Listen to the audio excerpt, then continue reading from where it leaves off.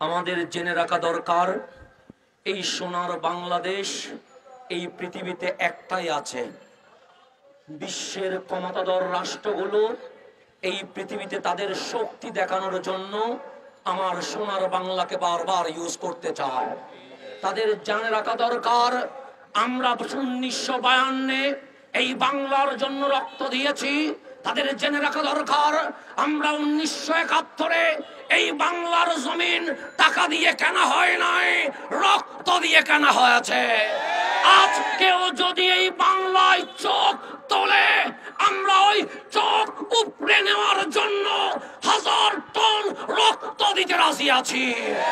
আমার শাহজালালের এই দেশ, শাহপরানের এই দেশ, 360 বারে আউলিয়ার এই দেশে একটাই ইতিহাস রচনা হবে, খানজাহান আলীর ইতিহাস, শাহজালালের ইতিহাস, শাহপরানের ইতিহাস, শাহ আমানতের ইতিহাস।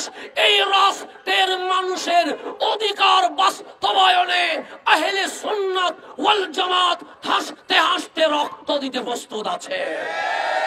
আমরা ফেসবুকে নয়, আমরা মাঠে প্রমাণ করতে চাই। আমরা অনলাইনে নয়, আমরা রাস্তায় প্রমাণ করতে চাই।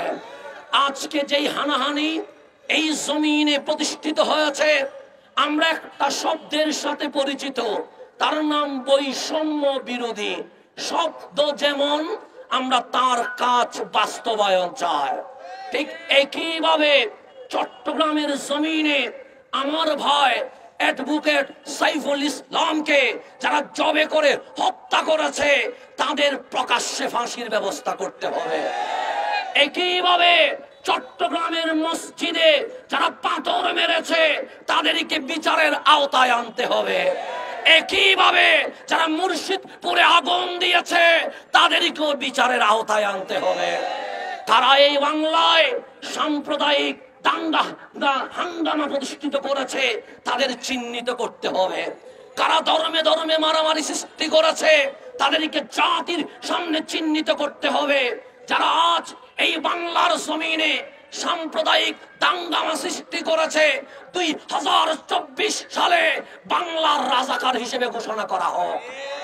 তাদেরকে বিচারের আওতায় এনে বিশ্ববাসীকে দেখিয়ে দেওয়া হোক এই সম্প্রীতির বাংলাদেশে তারা অশান্তি সৃষ্টি করেছে।